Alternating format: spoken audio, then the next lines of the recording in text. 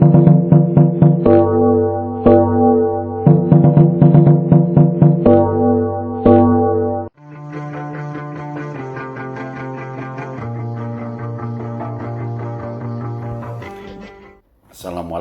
warahmatullahi wabarakatuh. Bertemu kembali di Kak Yatno Bintang. Kali ini topik kita tentang gelang ajar bagi pembina pramuka. Gelang ajar masih belum jelas oleh para pembina karena dibingungkan dengan karang pamitran. Apa itu gelang ajar? Ikuti berikut ini. Sebelum lebih jauh berbicara tentang gelang ajar, kita akan melihat profil pembina pramuka yang ada di lapangan. Pembina kita itu dilatari oleh 3. Kalau bagus, pembina hebat itu modalnya 3 ini. Yang pertama adalah modal pengalaman kepramukaan sejak kecil. Yang kedua, lulus kualifikasi kursus KMD maupun KML. Dan yang ketiga, mampu menerapkannya. Namun saat ini banyak pembina yang tidak punya pengalaman kepramukaan, tapi dia ikut kursus KMD dan KML. Dan tentunya dia menerapkan dengan hasil kursus itu tadi, tidak berbekal dari pengalaman pramuka. Maka ada yang kurang, sehingga diperlukan pelatihan khusus. Akibat latar belakang pembina yang kurang itu, maka kondisi terkini pembina adalah yang pertama, dia bias membina. Tidak bisa membedakan antara pembina dengan guru dengan pembina. Yang kedua, karena ilmunya sangat rendah, dia gemar merundung dan termakan oleh hoaks. Lalu miskin nasionalisme dan patriotisme karena membinanya hanya tepuk dan nyanyi. Game saja, setelah itu selesai. Tidak ada upacara pembukaan latihan, upacara penutupan latihan. Lalu karena pembina dipengaruhi oleh medsos dan kurang kuat ilmu kepramukaannya, dia gampang radikal dan lemah toleransi, lemah berpikir kritis, suka sebagai objek daripada subjek karena memang merasa tidak mendalam kepramukaannya, pasif dan gagap dengan kebaruan, lalu konsumeristik dan pasif. Orangnya lebih suka konsumeristik dan individualistik karena memang untuk menahan diri, untuk bagaimana menahan diri dari pengaruh dari yang lain. Pada akhirnya pembina ini penuh dengan miskonsepsi tentang kepramukaan, tidak paham tentang konsep kepramukaan secara jelas. Kemudian dari sisi perkembangan dunia, sekarang dunia sudah dipenuhi dengan digital, dipenuhi dengan hasil-hasil kreatif dan inovatif. Lalu banyak hal-hal yang sudah terdisrupsi, yang hilang dari kebiasaan kita. Lalu industrinya sudah 4.0, maka pembina seharusnya juga bisa menjangkau era digital, kreatif dan inovatif, lalu tahu tentang disrupsi serta industri 4.0. Itulah permasalahan yang dihinggapi oleh para pembina yang kita semua harus paham. Dengan begitu pembina harus dikuatkan konsepsi membinanya dan harus dikuatkan praktek-praktek membinanya sehingga menjadi pembina yang bagus. Maka diperlukan sebuah kegiatan bernama gelang ajar. Untuk mengatasi kondisi terkini dan perkembangan dunia tersebut, diperlukan berbagai usaha dan upaya. Salah satunya adalah gelang ajar yang tentunya dilakukan rutin, terencana. Nah, apa sih sebenarnya gelang ajar itu? Berasal dari 2 kata, gelang dan ajar. Gelang berarti lingkaran atau sekumpulan pembina yang bersama-sama dalam satu lingkaran. Ajar berarti penambahan konsepsi, pengalaman, dan tindakan untuk melancarkan tugas kepembinaan. Proses menjadi dan berdampak, berarti gelang ajar itu harus berencana, terjadwal, tersistem, dan terlegalisasi serta teruji. Ada gradasi di dalamnya, ada tahapan, dan dari belum bisa menjadi bisa, dari belum paham menjadi paham, dari belum mampu menjadi mampu. Pendampingan, pengasuhan, pengasahan, dan penguatan oleh pelatih dan pakar yang diundang. Jadi gelang ajar itu adalah proses ajar yang rutin sama dengan MGMP atau KKG kalau di dunia sekolah. Berarti gelang ajar itu bisa dilakukan sebulan sekali atau 2 bulan sekali. Jadi tidak 5 tahun sekali atau 2 tahun sekali.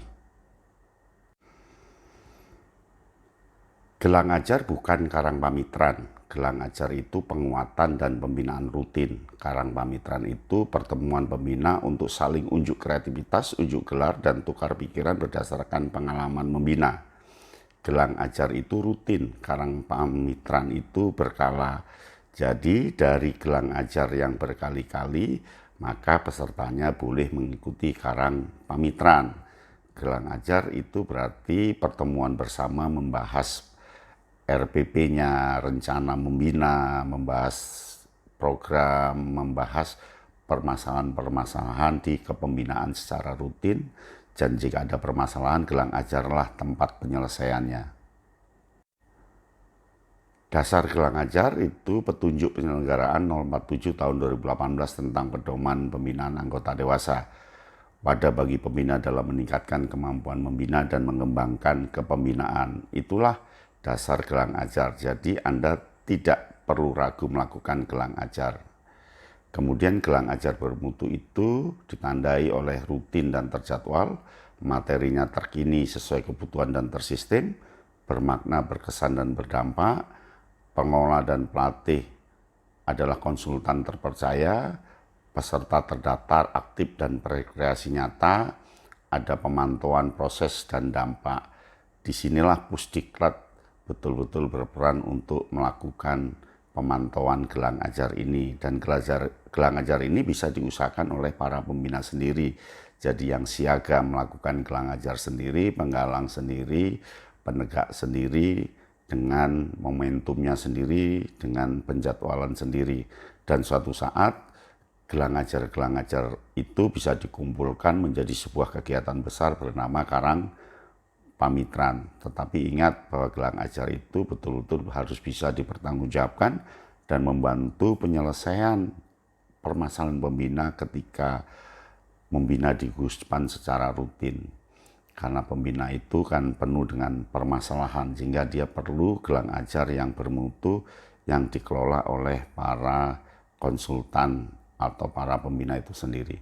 Metode gelang ajar itu bermacam-macam, ada metode partisipasi, artinya peserta berpartisipasi penuh, ada kooperatif, ada elaborasi, ada paparan, ada penugasan, ada simulasi, dan ada praktek. Dan peserta diajak secara dinamis, bergembira, lalu penuh dengan semangat melakukan kegiatan itu, sehingga diperlukan pelatih sebagai fasilitator yang hebat pula. Bukan pendiktean, bukan pelatih yang sok jagoan hanya menceritakan pengalamannya, tetapi pelatih yang mampu menjadi fasilitator yang mengangkat potensi-potensi pembina, mengangkat energi pembina menjadi wujud yang nyata. Maka Pusdiklat harus hati-hati memilih fasilitator untuk gelang ajar.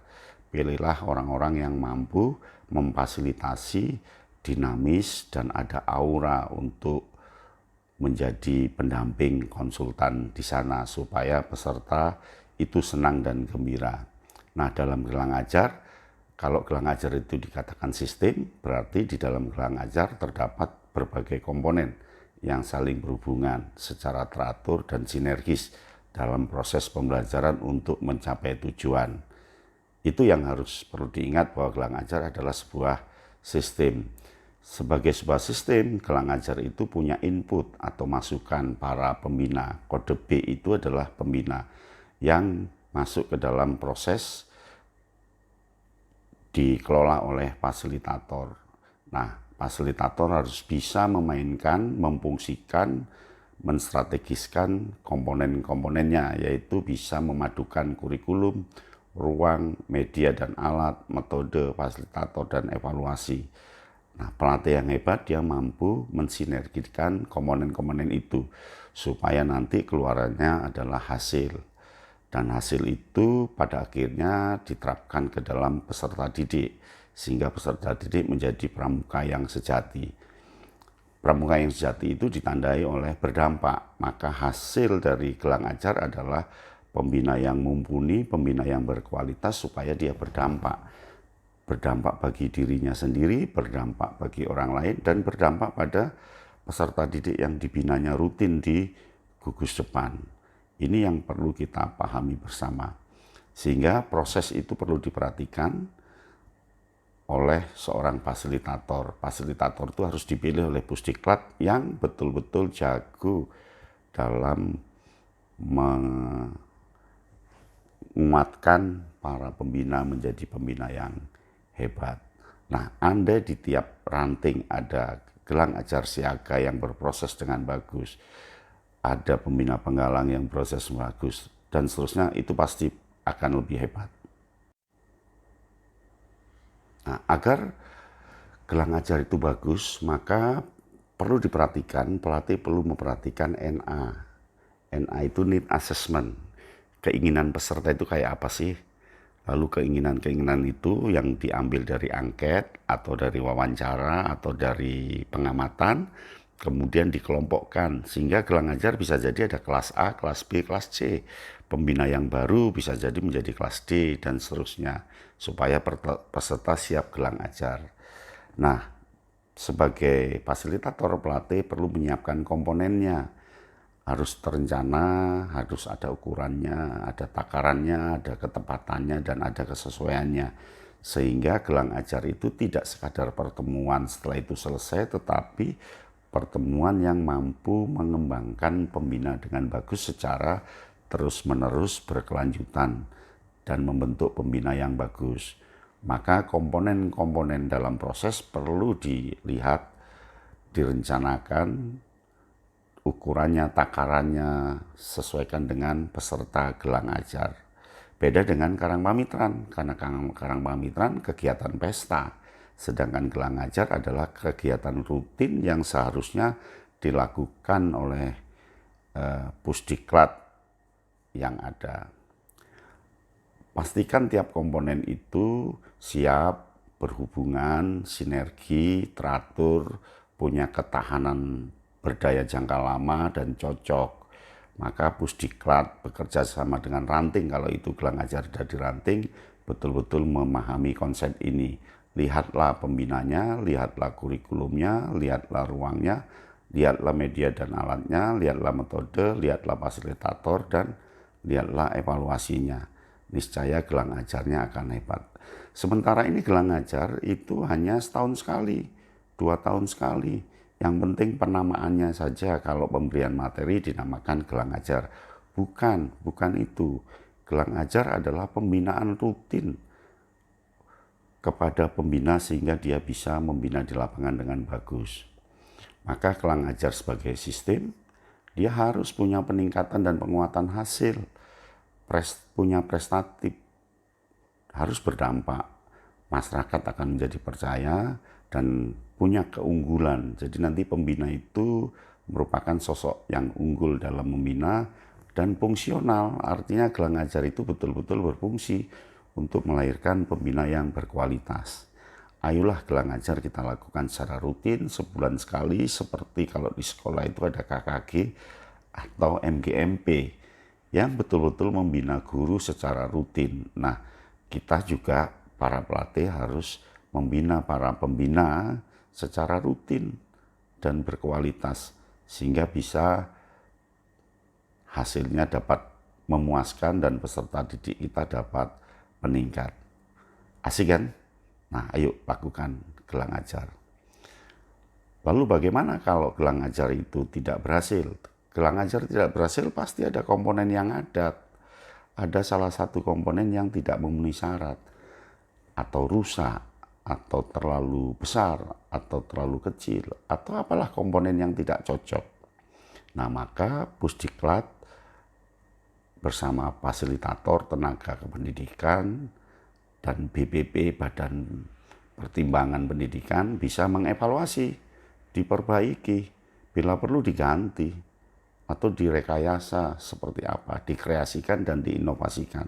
maka pengelola gelang ajar dia harus tahu komponen-komponennya yang sedang bekerja dalam menjalankan gelang ajar.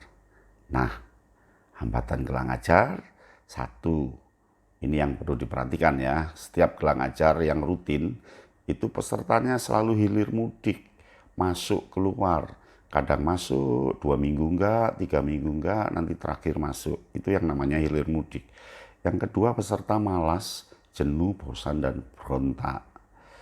Yang ketiga, fasilitator lemah, tidak bergizi, gagap, dan setengah hati. Yang keempat, kurikulumnya tumpang tindih, ruwet, kuno, dan kaku. Dan yang terakhir, dukungan kuacap dan kuaram rendah. Maka jangan asal melakukan gelang ajar kalau sebelum dipastikan komponennya bagus. Begitu ya, pasti paham. Semoga gelang ajar menjadi sesuatu yang rutin bagi pembina di Indonesia. Dengan begitu anak-anak kita menjadi anak-anak yang berkualitas karena disiapkan oleh pembina yang berkualitas. Sampai di sini pertemuan kita, dan tentunya semua berharap gelang ajar bisa menjadi solusi bagi permasalahan pembina, dan para pelatih harus punya tekad kuat untuk menjadi fasilitator gelang ajar, dan Pusdik betul-betul menjadi lembaga yang tidak hanya menyelenggarakan kursus KMD dan KML, tapi juga mendorong berlangsungnya kegiatan gelang ajar yang dilakukan secara rutin, bisa jadi setahun 12 kali, 6 kali. Jangan disamakan dengan Karang Pamitran yang 3 tahun sekali. Karena gelang ajar itu rutin, Karang Pamitran itu berkala. Sampai di sini pertemuan kita. Salam Kak Yatno Bintang.